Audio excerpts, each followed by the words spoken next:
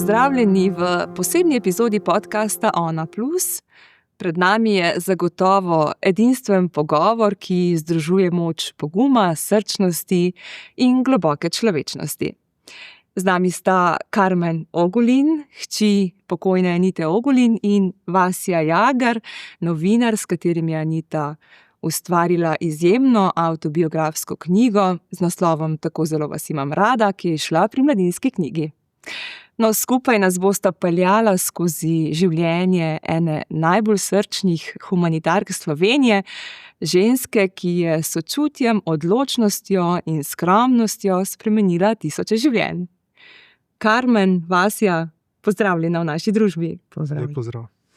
Karmen, bom začela kar pri tebi. Jutri mineva 1 leto, odkar se je Anita poslovila. Če bi lahko opisali, najbrž se kdaj v mislih z njo pogovarjate, kaj se v zadnjem letu spremenilo, zgodilo, kaj bi dejali? Izšla je knjiga. Zdaj vsi bolje poznamo njeno življenje. Njeno delo gre naprej, dobro. Je pa za njo, vsaj za nas, za družino, zaenkrat še ostala ogromna praznina, katere se zavedamo, še posebej danes, glede na to, da je jutri pač 1 leto od tega, kar je odšla. Se pa tako zavedamo na obroke, ne vedno, da je nekaj, se še kar naprej čakam njen klic, še kar naprej čakam, da me bo še kaj pobožala, da se bo kaj pomenile. Pač ni. Kaj pa to vse, kar se je zgodilo zdaj v tem letu, poleg knjige, se mi zdi, da je Anitino ime zapisano z veliko začetnico. Z veliko začetnico. Življenje gre naprej. Jaz mislim, da tudi vse, kar je pač postavila ona, deluje naprej v bistvu tako kot prej. No. Tako da to mi je veliko zadovoljstvo, ker vidim, da so zelo aktivni in da zadeve tečejo in da se ljudem pomaga še naprej, tako kot se je. Vasja, vi ste imeli to čast, da vam je Anita zaupala veliko intimnih trenutkov, pa bi se najprej mogoče ustavila pri samem naslovu knjige. Tako zelo vas imam rada. Je to Anitina ideja, tvoja skupna? Mislim, midva nisva imela naslova, ko sva pisala knjigo. Nekako sva verjela, da se bo ta naslov našel samo od sebe, ko bo knjiga napisana. In ta stavek, tako zelo vas imam rada, je bila njena zapuščina temu svetu. Ona je ves čas to govorila in ona si je še želela živeti, ker je govorila, tako zelo vas imam rada in toliko bi še rada dala. In na koncu, ko je besedilo se sestavilo, se mi je zdelo, da ta stavek nekako najbolj povzame to njeno preprosto ljubezen, ki jo je udejanjala. Vse so bile še ne dve varianti, sta še bili zraven, ampak ta nama je s Karmen najbolj zavibrirala. In potem se nisva dala. Knjiga je v bistvu opis Anitinega življenja, tudi vašega, pa tudi njenega humanitarnega dela. Vas je kaj v knjigi presenetilo, ko ste brali njene besede? Kaj tazga razkrilo, ker niste vedeli? V bistvu ne. V bistvu sem te zgodbe poznala, doživela tudi na svoji koži.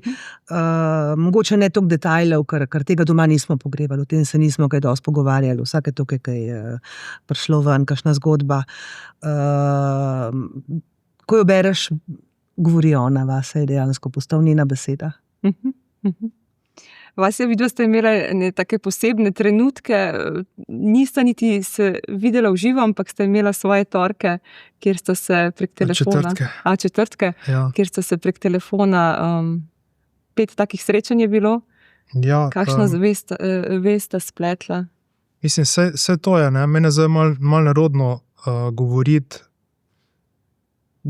kot jaz in Anita Ogulin, ker v bistvu ta stik, kakorkoli je bil ljubeč in izpolnjujoč, ni imel časa, da bi zrastel v reden odnos, ker je bil zelo grobo pretrgan z njeno smrtjo.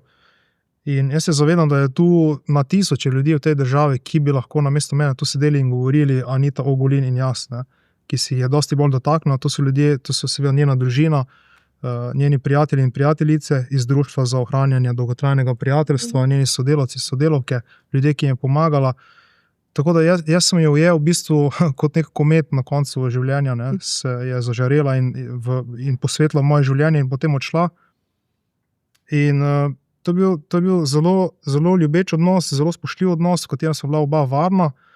Njena posebnost je pa bila, in to bo tudi Karmen potrdila, da je znala vsakemu dati občutek, da je res nekaj posebnega. Ne? Da je res nekaj posebnega v njenem življenju in tudi meni je dala ta občutek, me je nahranila s tem občutkom in sem ji izredno hvaležen za to.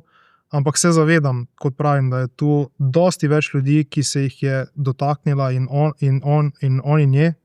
Tako da jaz sem samo neka opomba pod opombo v tej njeni zgodbi. No, samo prosim, da te prekidam, ampak svoje življenje pa tebi zaupala. Tako da ti ni dajala samo občutka, da si nekaj posebnega, očitno je to tudi zelo dobro občutila. To sem prepričana, ker če ne bi. Ja, hvala, no, sej, jaz mislim, da ta stik, kot pravim, bi prerastel, ker sva si oba želela v nek globlji odnos. In je potem bilo tudi za mene, je bil to zelo intenziven proces. Ker, naprimer, spoznati človeka, ki velja za ikono v Sloveniji, ne, to je ena faza. Potem druga faza je bila, ko si ta človek pokaže v tej svoji človečnosti, te spusti blizu v svoje srce in odkrivaš to zgodbo, ki se te dotika, ampak kakorkoli, veste, vseeno, midva sva, kot ste rekli, po telefonu delala, ne. In jaz do njene smrti nekako nisem razumel, da se je to res zgodilo, ne. To je moja podzavest to dojemala, kot da mi nekdo razlaga neko grozno zgodbo, s katero sem sočustvoval, ampak da bo vse v redu. In potem, ko je Anita umrla, je mene res zadelo, da je to res, da tega glasu, da za tem glasom v slušalki na drugi strani je bil človek, ki ga zdaj ni več, oziroma je nekje, upamo, nekje na boljšem kraju. Na morju je. Tako, na morju. In je bil intenziven proces tudi žalovanja. Si čutil odgovornost? Grozno odgovornost, ker seveda to je bila obljuba, ki sem jo dal umirajočemu človeku. To je bil moj edini motiv, je bil to. In izpolniti to obljubo. In jaz sem res, kot pravi Karmen, sem se trudil, da bi ujel njen glas, ne? Da sem slišal njen glas, poslušal te posnetke. Včasih sem enostavno odložil vse skupaj, se usedel, naredil neko meditacijo, skušal ponotranjiti njen glas, njen pogled na življenje in enostavno to prelivati na papir. Ne? Karmen, samo ves čas, umirajoča je bila v bistvu samo njena diagnoza. Ja. Ona do zadnjega dneva, do zadnje minute ni umirala. Tudi zadnje besede, kako bi bila jaz rada še z vami. Kako vas bom pogrešala. Vam bom pošiljala lupčke, bomo videli, kje bom, ne? Kako bi bila jaz rada še z vami, da vam korjo pa odmam. Tako da mama ni umirala, mama je pač mogla tisti moment oditi, ampak ni hotela oditi, ni podrazno ni hotela oditi. In z njo nisi imel občutka, da odhaja, nikoli, dokler ni zares odšla. Ja, ona je ves čas tudi nasmeh imela na obrazu, se trudila, da bi nas potolažila. Ona je sfejkala do večera, jaz sem cele dneve pri njej v bolnišnici in je bila izjemna. Potem so mi povedali, da je pa potem dol padla v bistvu, ker je potrošila še zadnjo tom energije, zato da je dobesedno odblefirala do konca, ne? Da smo se nasmejani poslovili zvečer. Ne? Tako da pri njej nisi imel občutka umirajoče ženske. Umirala je samo njena diagnoza v bistvu, dokler ni povozilo čez do konca. Ne? Ja. Zato je to tebe toliko šokiralo, ne? Ker nisi imel tega občutka, verjeten, da zares odhaja. Midva sva se pogovarjala, da bo knjiga čez poletje napisana in je rekla, bova septembra začela s predstavitvami, pri čemer je vedela, da umira.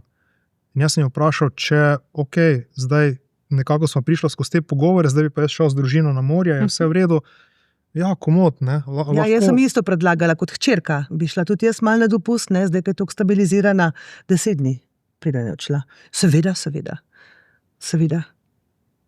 Karmen, misliš, da je to, ona vedno, tudi v knjigi se opisuje, da je vedno delala, se zelo težko ustavila? Ja, je izjemno nemirna oseba.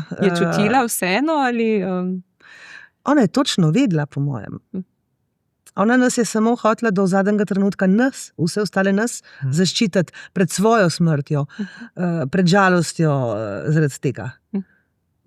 Ves čas je samo, ni mislila nas, na nas je mislila, ne. Ja. Na vse nas. Tukaj sploh ne gre samo za družino. Ja, tako zelo vas imam rada. In to nam je tudi vedno, to je verjetno tudi stavek, ki si ga ti ogromnkrat slišal. Ja. Jaz sem ga ves čas in s komerkoli se pogovarjam, to vsakomur povedala. Za njo smo bili lepi, inteligentni, vredni spoštovanja, ljubezni, vsi. Ker je čutila, da tega sama ni imela, ne? Ja. V otroštvu. Ja.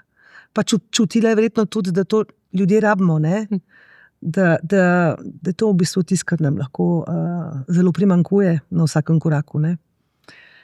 Včasih se sprašujem, če samo ljudje, ki res težke stvari v življenju izkusijo, lahko zares razumejo druge. No, pri Aniti tukaj ni bilo dvoma, ne? Imela je težko, zahtevno otroštvo. Ja, časi so bili drugačni, drugače se je gledalo na odnose v družini. Pomembno je bilo, da družina ostane skupaj. Ne glede na vse. Ne glede na vse. Treba je bilo spoštovati starše in odrasle osebe. Mati je bila slabovidna, Ja, oče slep, imela je še brata, 2 leti starejšega. Tako, ja, zdaj ga tudi njega ni več. Ja. No, in ona je tudi ves čas govorila, da je v bistvu pomoč otrokom ali pa njihovim družinam največja investicija družbe, ker bodo znali vračati, ker bodo veliko več vrnili, kot so dobili, ne? Ker je po sebi sodila, neverjetno, iz sebe je izhajala. Zato je tako slepo verjela v to, da nihče ne sme ostati kilometer za ostalimi, ne? Večkrat je bila tepena, pa ne samo iz družinskega kroga, ampak ni bilo podpore ne v šolskem sistemu, kamorkoli je bila, je bilo nekako tako. Posebna je bila, ona je bila tudi zelo posebna. Ampak hkrati tudi zelo, kako so ji rekli, ni bila tako upogljiva kot vsi ostali. Ne? Saj ne bi preživela sicer, ne.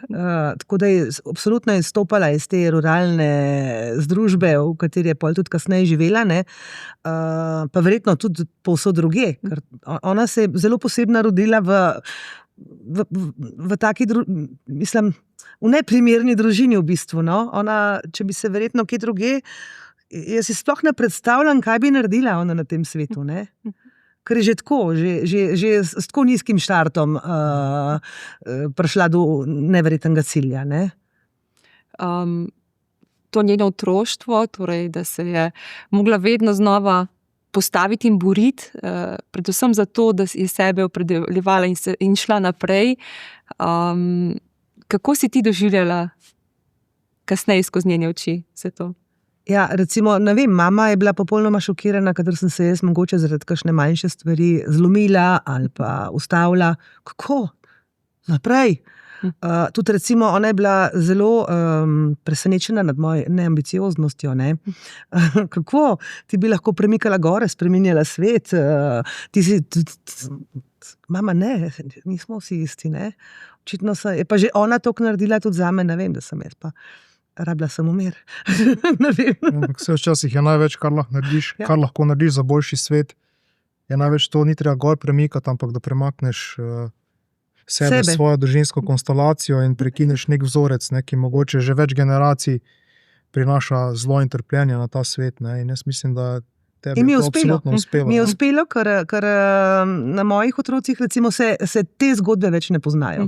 Na meni so pa očitno se, če sem imela pač to težnjo po miru in ljubezni in to je bilo vse, ne. Ja. Vasja, a ti je bilo v kakšnem trenutku težko poslušati vse te zgodbe, kaj v tebi to vzbujalo, to Anitino življenje? Mislim, seveda je bilo, ne. Jaz vem, da so bili vmes trenutki, ko sem bil frapiran na tem, kar se je zgodilo. Vem, da smo se potem tudi z ženo včasih pogovarjala in je tudi ona rekla, joj, pa kaj je doživela, kaj lepega, ne. In tudi jaz sem, ko so najbolj temni trenutki knjige, ker se mi zdelo, da od rojstva, da je šlo nekako samo navzdol in da se je borila in plavala proti toku, ne. In sem jo tudi vprašal, pa dobro, ljubo, gospa, ste vi imeli kaj lepega v življenju, prav bruhnilo iz mene. In sem se zavedal, vmes, že ko sem spremljal to njeno zgodbo, ko mi je razlagala, sem prav upal, sem prav navijal za njo, ne. Čeprav je bila ona tam, je bila še živa. In sem vedel, da se načeloma do te bolezni zgodba v redu izteče, ampak sem prav upal, ne, naj bo še kaj lepega, naj bo neka ljubezen, naj bo neka toplina, naj bo nek mir. Ne. Vse je bila. No. Vse je bila. Ko smo dobili očeta, ko je ona našla Mirča, je dobila ljubezen svojega življenja, jaz sem dobila očeta, kasneje še brata. Takrat smo začeli hoditi na smučanje, na morja, na izlete. Življenje se nam je popolnoma spremenilo, odkar je prišel oče. Ne. Ampak še prej ste se ji pa zgodili vi, ne? In to je bila tista svetla bilka, ko tudi opisuje, da se je zaradi vas trudila, da bi konec koncev tudi sploh živela naprej, da bi se imela za kaj boriti. Tudi ta rekla, črna noč strašno, ko jo opisuje, jo je definirala, ampak najbrž... Mogla je, ne? Morala je, ker je pač imela hčerko, ne? Mi dve sva bile tudi izjemno navezane. Ta prva izkušnja. Imela vas je pri 19 letih, tako da v bistvu sva bile bolj prijateljici kot mama in hči, ne? Mi dve sva skupaj odrasle obe. In sva si tudi ves čas izmenjevali vloge. Moja mama je pa tisto mirnost, pa ustav se, pa od mene dobivala, ne. Tako da sva se izjemno dopolnjevali, ne. No, potem sem jo jaz tako malo izdala, ker sem se pač zaljubila v tujino in odšla. In to je bil za njo velik šok. Mi je povedala vsak teden, da mi še vedno zamenjuje posteljnino, ne, da če bo pa kaj narobe, me pa ves čas čaka dom, ne. In sem rekla, mama, jaz sem zdaj tukaj doma, ne. Tako da je v bistvu meni izjemno pasalo, da se je zamotila, da je postala mati ne vem kolikim slovenskim bratom in sestram, ker sem jaz lahko prišla pol tudi do svoje svobode v bistvu, ne. Ja. Tudi v knjigi opisuje, da dostikrat se ne ve, katera je hči in katera mati, kdo komu stoji ob strani. Tudi v teh prvih letih ste si nekako si želela očeta in si tudi nagovarjala ljudi okrog sebe. To je bila figura, ki je zelo manjkala, ne. No in potem, ko smo jo pač dobili, ne, ker sem ga pa jaz brala. Ona mi ga je predstavila in jaz sem navdušena nad njim. On je bil od začetka izjemno dober oče do mene, še zdaj sva v izjemno dobrih odnosih. No, tako da je imela potem življenje, se je zboljšalo za mamo, tako da je postala dovolj močna, dovolj mirna, da se je lahko posvetila reševati življenje drugim, ne svojega. Piše tudi, da je ob Mirču lahko postala ženska. Je postala ženska. Čeprav si je ves čas imela nekje v zadnji občutek, da se bo nekaj zgodilo, najbrž ravno zaradi vseh izkušenj. Tisto stane, strah ostane, ne, ves čas. In bolj te strah, več možnosti imaš, da se bo dejansko spet kaj zgodilo, ne. No, je šlo kar dobro, če so vsaj ta del, no. Vasja, v knjigi res ni začutiti tvojega glasu v smislu neke moške perspektive.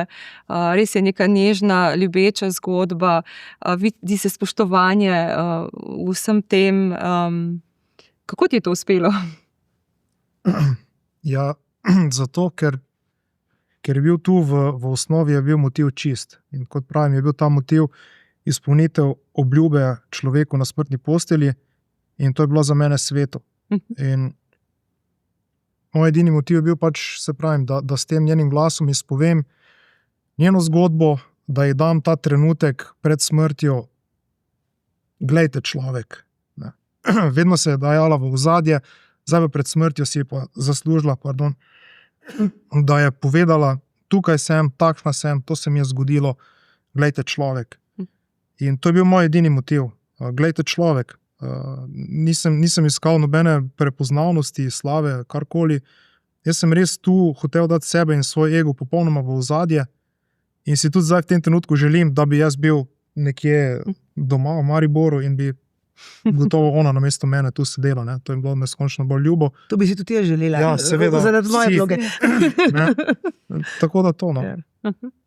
Zame novega o Aniti je bilo tudi to, da je njena mama že bila, nekako je pomagala vedno, čeprav je bila slabovidna, moža je imela slepega, ampak je ves čas pomagala drugim. Tudi vedno so bili dobrodošli ljudje, ki so potrebovali pomoč. najbrž je šlo to iz roda v rod tudi na vas, čeprav razumem tudi na vašo hči? Ja, seveda. To je očitno poslanstvo, ki ostane. Ne vem, to je v DNA-ju, po mojem. Ne vem. Ja. Anita v knjigi priznava, da je bilo zanje delo vrednota. Pa me zanima, seveda je to terjalo svoj davek pri zdravju. Je kdaj govorila z vami, da bi si želela drugače, da bi se je začutila to potrebo, da so bila kakšna mirnejša obdobja? Je začutila, ampak enostavno ni zmogla ven iz svojega poslanstva. Je bila pa velikrat hudo odtojena, tako da smo jo tudi kdaj dobesedno prisilili, da se je šla majčkeno k meni odklopiti, ne. Ampak ni dolgo zdržala, ker je spet začela odgovarjati na telefone.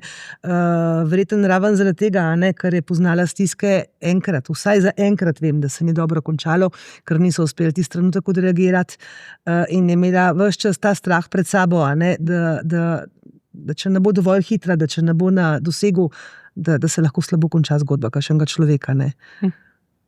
Ker so ljudje govorili o samomorih, ker je bilo enkrat se je to družinsko zgodilo. nasilje. Ne. Ja. Ko si vpet v toliko zgodb, čutiš odgovornost za Vem, da je vse. ona ob 2 ponoči je odšla na železniško postajo v pidžami reševati študentko, ki je bila že na tirih. Recimo, to je samo ena izmed zgodb. Ne. Ja. Ona ni bila samo vpeta v to, v zgodbe, v to trpljenje ljudi na družbenem dnu. Ona je bila prežeta s tem. To je bil del njenega tkiva. Ne. Ona je to čutila, ona je to živela. Ona je bila to, ona se je do te mere je izničila sama sebe, svoj jaz, svoj ego, da je ona živela to. Ja. To je ta fenomen, ker danes, ki se zdi nepojemljiv v času narcisizma, ne, in tega individualizma, vsak gleda samo na svoj rit, ona je res dala sebe v ozadje, ne, vse do konca. Zato pravim, na koncu si je pa zaslužila, po mojem. Ja, ona ega ni imela. Ja. S tem je pa tudi na nek način zdravila sebe, ne? Ja. Ker je imela vse te izkušnje, je s tem, ko je pomagala drugim, tudi zdravila delčke sebe. Ja. O tem kdaj govorila, kako? Ne, nikoli interpretirala na tak način tega, kar je počela, ker bi bil že spet ego, ne? Če bi govorila o sebi. Ne. Verjetno je podzavestno to delala. Ja, Vse skupaj. ja, sigurno, ja. Vasja knjiga je tako rekoč razprodana. Kakšni so odzivi, kakšni so pogovori, je dosegla svoj namen s tem? Mislim, jaz se skušam načrtno odklopiti od odzivov, ker pravim, to ni moja knjiga, to je moje darilo Aniti in njeni družini in to je v resnici njihova knjiga. Zakaj smo mu neizjemno, neizmerno. Ne? In v trenutku, ko sem jaz to knjigo oddal, se je nekako za mene zgodba zaključila. In nimam potrebe, da bi bral recenzije, da bi bral mnenja na Facebooku, karkoli. Jaz vem, da sem dal od sebe vse, kar sem imel, da sem delal pošteno in meni je to dovolj. Karmen, če bi izbrali en trenutek, svete trenutkov mogoče z vašo mamo, po čem tako, kaj je njena največja dediščina, bom rekla v zasebnem smislu? Nič te ne ostavi nikoli. Vse so samo preizkušnje, vse se da, čisto vse se da prebroditi nekako, pa empatija, ker danes pomagaš nekomu, jutri lahko pomoč rabiš ti. Skupaj smo pa močni, ne? In ja, mislim, da je to tisto, kar je najbolj pomembno in tudi kar drži, ne? Drži. Knjiga je v bistvu, če želimo ali ne, nek močen spomenik, čeprav jih Anita ni želela postavljati. Kako boste vidva vsak na svoj način živela te njene besede naprej? Kje se je najbolj dotaknila tebe kot avtorja, pa tebe kot hči? Ja, jaz v bistvu sem tudi ves čas potem božala sošolke mojih otrok, pa sošolce, ki magari niso imeli tako tople pa prisotne mame, kot sem bila lahko jaz, ker sem pač imela to možnost. Tudi sicer vedno naletim na koga, ki kaj potrebuje, predvsem na čustveni ravni. Tako da ja, po določeni plati se zelo prepoznavam v njej. Pa tudi življenje mi na pot voz ves čas ljudi, ki rabijo in tudi živali. Tako da ja, gremo naprej po tej poti. Ja, jaz skušam udejanjati ta stavek tako zelo vas imam rad. Najprej v odnosu do svoje družine, pač skušam obvladovati to mikrookolje, ki ga lahko obvladujem, preden delujem v makrookolju, v širši družbi.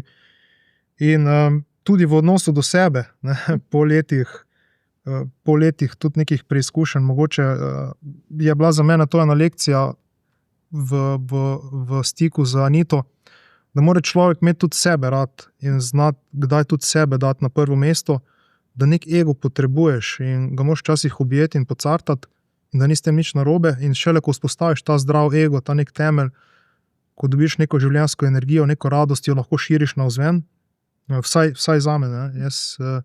Jaz nimam teh svetniških kapacitet kot Anita, da bi se v popolnosti razdal drugim. Najprej se moram vzpostaviti sebe, se pravi, potem reči moji družini vsak dan znova in to dokazovati z dejanji, tako zelo vas imam rad. Potem, ko pa tu nastane ta temelj, to varno zavetje, ta moj svet, se pa lahko naprej širim ven in mogoče kdaj tudi na tej točki, mislim, mogoče bom kdaj tudi prerastel to točko iz mikrookolja v makrookolje, ne, pa naredil kdaj tudi kaj večjega, ampak se pravim, zaenkrat pa se učim uloviti to ravnotežje, no, med tem biti egoist, popoln egoist in gledati samo nase in biti popolnoma brez ega in gledati in delovati samo za druge. Ne. Se mi zdi, to je lahko že cilj. Ja, neka zlata sredina. Ne. To mi je dala njena zgodba, no, da vseeno tudi malo na sebe pogledati. No. Karmen, zdaj, ko poslušam Vasjo, mogoče se strinja z mano, točno vem, zakaj ga je Anita izbrala, no, ker res znaš tako lepo povedati stvari, ki jih mogoče drugi ne znamo ubesediti. Ja, pa je izjemno kompatibilna, sta iste vrednote imata. Meni je to zelo hitro postalo jasno, no, ko sem vas tudi jaz poznala, zakaj ga je izbrala. Karmen, leta 2024 so Zvezo prijateljev mladine preimenovali v Zvezo Anite Ogulin in ZPM. Simbol, da njeno poslanstvo živi naprej. Kaj pomeni za vas, da se njeno delo tako ohranja in kaj njej to pomenilo? Ja, ko je prišla ta ideja ven, takrat sem bila jaz prisotna ob materi, ni bila čist prepričana v to, kar pač manjkala je, tisti delega je manjkal, ne? Tako da je zelo veliko premislila, preden je pristala na to, ne?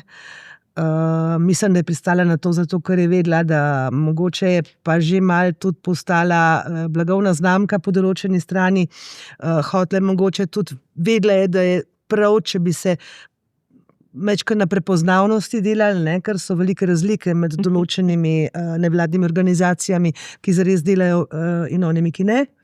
Tako da na koncu je pristala. Ne. Je pa bilo to mečkaj del, malo tisti, da ne bo tako zgledali. Ne. No, danes pa, ko gledam zdaj raven ambasadorje botrstva, ne, in piše od spod Zveza Anita Ogulin, me pa gane, vsakič me gane, kaj v bistvu moja mama s svojim timom postavlja, ne. Kakšne programe, kakšne možnosti omogočajo otrokom, ki sicer ne bi uspeli početi to, kar počnejo, je vsakič znova ganljivo, ko to vidim, ne, ko preberem Zveza Anita Ogulin. Ker je vsak človek dragocen. Ne, vsak človek dragocen, ja. Kako pa se je soočala s kritikam? Ne vem, kaj je Vasja tebi zaupala, mogoče? Jo je to motilo na koncu, si imel občutek? Ja, je zaznala kritike in jo je bolela ta krivica. Zelo jo je bolela, nikdar ni delala iz tega neke drame, neke zgodbe. Je občutila to, ampak je držala v svojem srcu. Kot so bolečino, ki jo je v življenju pretrpela in vse krivice, je tudi to spravila nekam na stran, zaklenila in ni več odpirala potem te skrinjice, ampak jo je pa imela v sebi. Ja, pa bolelo je zelo. Jo je bolelo, ampak kot je napisala, kot je rekla tudi za knjigo, ostala bom dama in je ostala dama do konca, v nasprotju s katero drugo gospo, ki ni bila dama. Ne. Ja, tako, ja. ni odprla določenih poglavij, ki bi jih lahko odprla v bistvu. Zato, ker spet ni hotela škoditi, ne? Ker ona pač ne bi nikomor škodila v življenju. Škodila, niti obračunati ni. Ja, se. Pa še zguba časa bi bila v bistvu, glede na to, da je bila zaposlena z bolj pomembnimi stvarmi pomagati. Ne? Ja, in v knjigi je tudi tako lepo zapisala, oziroma skozi tvoje besede. In zato si želim, da bi končno postali skupnost ljudi, ki živijo in delujejo drug za drugega. Da bi presegli to, kar smo postali, vozlišče sebičnih interesov, v katerem vsak deluje izključno v svojo korist. To je bilo res zelo pomembno. Zelo. Ja. Skupaj smo močni. Kot družba, kot zdrava družba smo močni. Družba je močna, kolikor je močen njen najšibkejši člen. Torej smo ta moment izjemno nemočni kot družba. Jo je to skrbelo? Zelo. To? Mislim, paradoks je, da ona je zaznavala nekako krušenje teh mikrovezi med ljudmi, krušenje te osnovne solidarnosti, na katerih temelji sploh skupnost. In ironično je, da ta solidarnost še nikoli ni bila tako šibka, obenem pa družba še nikoli ni bila tako bogata in ni imela na voljo toliko resursov, ne, ki bi omogočili vsem, da živimo dobro in tudi udobno življenje. Ja. In to je bilo tisto, kar je njo bolelo. Ne. Ona je videla, kako malo manjka. Ne. V Sloveniji v tem trenutku je dovolj denarja, da bi vsi živeli spodobno. Dovolj denarja je za UTD, dovolj denarja je, da v tem trenutku odpravimo revščino. Ne. Ampak mi rajši kupujemo orožje. In to so ti paradoksi, ki uničujejo življenje ljudem na dnu, pri čemer ljudje, ki odločajo o teh zadevah, mislijo, da oni same nikdar ne morejo priti na dno, pa na dno lahko zelo, zelo hitro padeš. Ne. Zelo hitro. Ja, jaz to leto sebično razmišljam, da po eni strani je velika škoda za slovensko družbo, ker matere ni več, po drugi strani je pa velika sreča, da mati tega, kar se dogaja, ne gleda. Ker bi jo verjetno zelo, zelo prizadel tudi, ne vem, gledati palestinske probleme in tako naprej. Moja mama bi to čist potrl. To, kar smo mi prisiljeni vsak dan gledati, kar se dogaja po svetu, to bi jo verjetno čist potavkal. Sej nas tudi fino tavče, ne? Ampak njo bi še posebej. V knjigi omenja ravno, bom rekla, te prednosti časa socializma. Ne? Ni bilo denarja, ampak vseeno je privrčevalo v obrokih, plačala, da ste šli lahko na morje in da si tam splavala. Ja. A se spomniš teh? Se spomnim. In dejansko, mi smo v socializmu ni bilo razlik. Tudi jaz se nisem primerjala z mojimi sošolci, prijatelji, ne oni z mano, ker smo bili vsi v podobnem stanju. Mogoče smo se rajš pogovarjali, kdo je katero knjigo prebral, pa kdo jih je več. Drugačne vrednote smo imeli, no? Ja, kot zdaj, ne? Pri čemer ona ni idealizirala socializma, ni bila zavezana. Ne, ampak hvala Bogu pravi, ne, da so take opcije obstajali, ki jih mogoče ta trenutek nekdo, ki je na dnu, zelo težko izkoristi. Ne, takrat... No, vse te zveze prijateljev mladine in te nevladne organizacije so nastale v tistih časih. Ne? Tako da to je v bistvu dediščina tistih časov. Vse smo videli zdaj raziskavo od Guardiana, ne? Zakaj je Slovenija v bistvu tako socialna država še. Ker to je dediščina socializma, ne? Tako da mi v bistvu še kar naprej nekako krpamo lukne zaradi vrednot prejšnjega sistema. Zdaj, da pa prejšnji sistem je dejalen v tem, valjda, nihče od nas ne bo govoril. Ne? Ja. Še nekaj bi prebrala. Želim si, da bi bil svet prijazen in sočuten do vseh otrok in da bi otroci čutili toplino doma, ljubezen staršev, spodbude okolja. Da bi imeli zdravo otroštvo, da bi lahko sanjali svojo prihodnost. Si postavljali in dosegali želene cilje. Imeli na tej poti podporo in pomoč. Kajti vsak otrok ima v sebi neslutene potenciale in če je deležen ljubezni, lahko seže v višave. Čisto vsak. Jaz sem dokazal to. Mogoče malce dramatično prebrano, ampak tako vidno. Ne, da gledam. Jaz se popolnoma strinjam s tem. Ja, ona je res najbolj sočustvovala in najbolj čutila otroke. Otroci so res tisti, ki niso ničesar krivi, ki pridejo na svet nepopisan list in oziroma ne, nekateri celo ne pridejo na svet kot nepopisan list, nekateri se rodijo že ranjeni. 50 metrov pod družbenim dnom, Ne? In ona se je zavedala, kakšna krivica je to. Noben otrok ne bi smel trpeti nasilja, lakote, revščine, pomanjkanja, zato ker vsak otrok je seme najboljšega, kar je v človeku. Ne? In vsak otrok, ki ga kot družba uničimo, ker ne prepoznamo nekih stvari pravočasno in ne reagiramo, je neizmerna tragedija. In ona je to vedela. Ona se je res tega zavedala in za njo je bil vsak otrok izguba, ki je prinesla novo rakavo celico, po mojem. Ne? Res, to so bile te izgube. Ne? To je žrlo v resnici. In ona je res tako čutila, kot je to napisano. In kako izjemno je, da nekdo, ki je podhranjen ljubezni, tudi nekih eksistencionalnih reči v otroštvu, zna vzgajati drugače. Kakšna mama je bila? Ogromna mama. To je bil en tak nežen, mehak oblak, ki te je čist popolnoma celega prekril in te skušal za čist celo življenje zaščititi pred čisto vsem. Ja. Ko je deževalo, jaz nisem čutila. Ali je ni zmočila. No. In pri čemer je pa ta njena zgodba, tu je njen fenomen. Ne? Ona bi lahko svojo zgodbo obrnila v izgovor za to, da bi delala slabo. Ne vem, jaz vem, da smo se pogovarjali in ko me razkrivala te stvari, sem na neki točki rekel, pa gospa Anita, vi bi mogli biti Hitler. Ne? Vi mogli sovražiti vse ljudi, sejati zlo, zdraviti svojo bolečino, ker to ljudje delajo in potem rečejo, ja, sem imel težko otroštvo. Ne? Sem tudi na sodišču drži ta argument, ne? Je imel težko otroštvo in je pač v takem psihičnem stanju, ampak ona nikdar ni tega imela kot izgovor. In to je dokaz, da obstajata dve vrsti ljudi. Kljub temu, da ljudje in zato, ker ljudje. Oboji navedajo isto, ampak ne, v različnem kontekstu. Eni rečejo, ja, sem slab zato, ker se mi je zgodilo to in to in to in ne morem boljše od tega.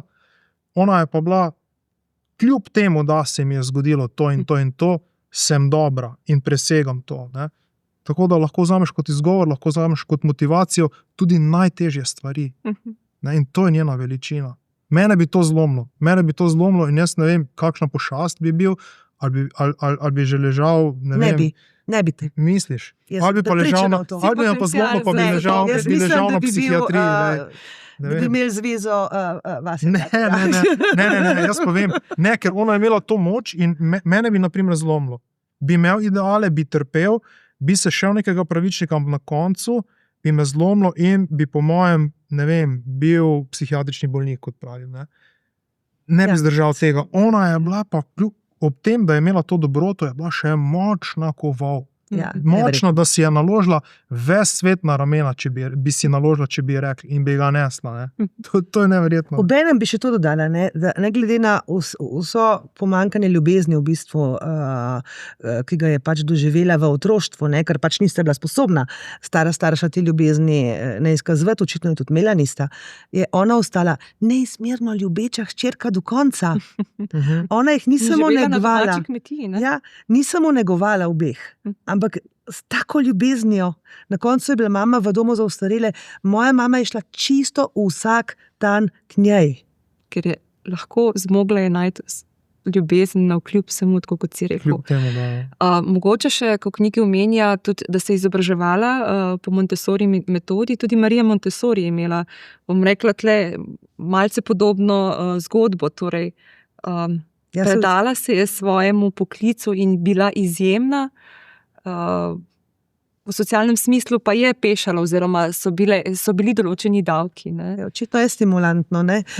Ja, prej smo omenjali svetle, ko si rekel svetle trenutke v njenem življenju. Ne? In ko je končno spoznala Mirča in potem, ko se je rodil Simon, je rekla, ne, da zdaj pa je družina popolna in da ni tle nobenih preprek ali pa neki ozadju, kar se slabega lahko zgodi. Kako jo je to osrečevalo najbrž tudi zelo? Ja, jaz se spomnim, da je veliko pela takrat, ne vem, tak lep trenutek, prav lep trenutek je bil in to je bil v bistvu trenutek, ko sem pa začela biti počasi v puberteti, ne, in se mi je bilo zelo lepo, ker se je malo zamotila, in sem jaz lahko tudi že malo kaj ven ušla, ne, tako da sem to s pridom izkoristila verjetno, ne, ker je bil tak miren trenutek doma, ne. Ja.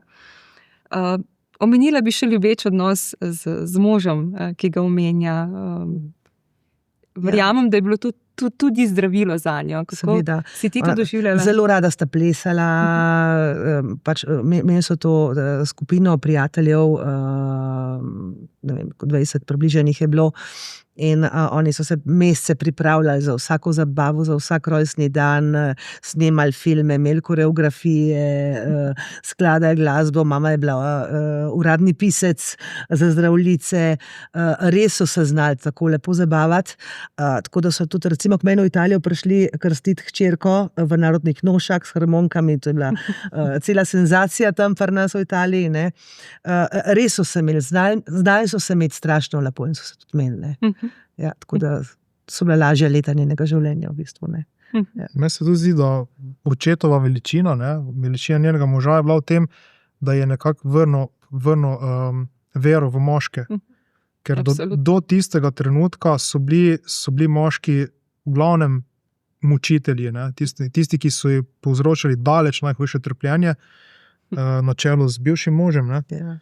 In potem je prišel ta dober, pošten, deloven človek, veseljak, ob katerem je bila varna. Veste, kaj je to, ne? Da te nekdo prime in te zaščiti in reče, zdaj pa v redu, zdaj pa v redu. In ona je ogromno časa tudi rabila, da se je odprla, da mu je verjela, da je v redu, ne? Ker imaš sindrom pretepenega psa, ne? Ne moreš verjeti, ne moreš upati, ampak je bilo res v redu. In ona je na koncu tudi zato bila neizmerno hvaležna in se mu je tudi zahvalila. Ne? Hvala, da je bila v redu, hvala, da sem bila varna, hvala, da si imel rad. Ne? Hvala, da smo družina. Ja. Kako zelo pomembna je ta knjiga, njena zgodba? Ne predstavljam si ta trenutek več, da ne bi prišla v javnost. Kakšno je vajino mnenje? Jaz mislim, da je po eni strani dobro, čeprav je to boleče za družino, je boleče, ne, pogrevati stvari, ki jih ena taka normalna slovenska družina raje zakoplje, pa se o tem ne govori, ne.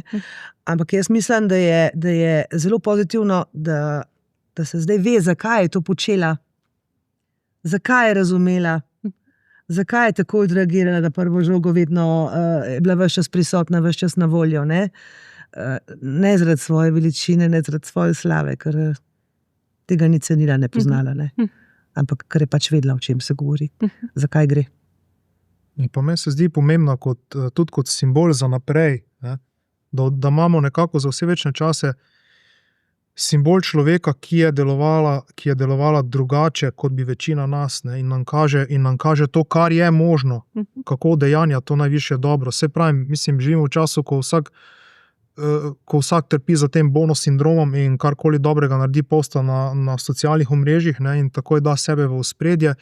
In tu imamo pa nekoga, ki je delovala povsem v drugo smer in v tej dobi egocentrizma je to pač nek kaži pot, ne, ki nas lahko vodi k tem, da zopet zgradimo te mikrovezi, mikrosolidarnosti, da vidimo človeka, da se spomnimo na človeka, da pomislimo, da ima vsak mogoče podobno zgodbo, oziroma človek nasproti nas ima mogoče podobno zgodbo, kot jo je imela ona, in na tej osnovi pričnemo graditi boljšo družbo, bolj povezano skupnost. To si je ona želela, s to knjigo zapustiti, ne? Nek smerokaz.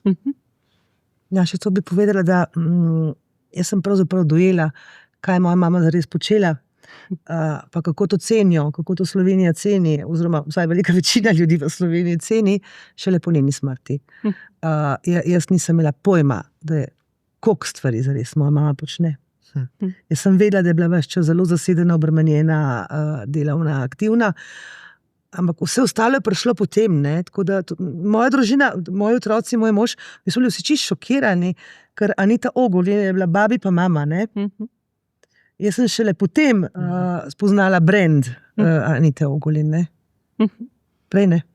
A si še kaj takega želela v tej smeri delovanja, pa tudi svoje osebnim. Ja, tukaj sistemske spremembe na tem so ves čas počeli, od tega zaenkrat še niso prišli. Ne? Sicer je pa končno hotel iti tudi spet malo v Italijo k meni, zdaj bova pa šle večkrat na morje, ne? Zdaj bom pa si vzela več časa, ne? Zato pa potem je bilo več časa. Ne? Pa hčerki pa sinu rekla, kako mi je hudo, da me ne bo na vajnih diplomah, recimo, ne? Tako bi bila še rada z nami, ker nas je imela tako zelo rada, ne? Mi pa njo. Vasja, se spomniš mogoče občutka v vajnem zadnjem pogovoru?